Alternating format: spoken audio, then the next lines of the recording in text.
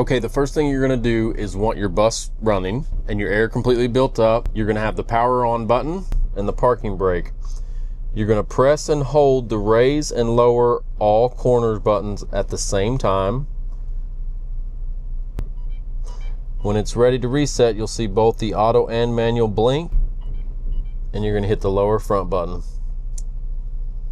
And you have successfully calibrated to 0 level. Now, one thing to mention before you do that process, you're gonna manually level the coach. Have your bubble level your coach. You don't need a level surface to do it on. You can do it anywhere. It just saves the memory setting, not where the tires or airbags are, but just the levelness of the coach. So level your coach, turn your panel on and off, do the raise and lower buttons, all 4 corners at the same time, hold it until you get blinky blinks.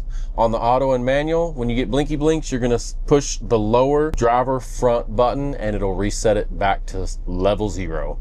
If you have any questions or comments, leave them below and I'll be happy to answer them. But until then, we're here for a good time, not a long time. So enjoy yourself and have fun. Stay safe.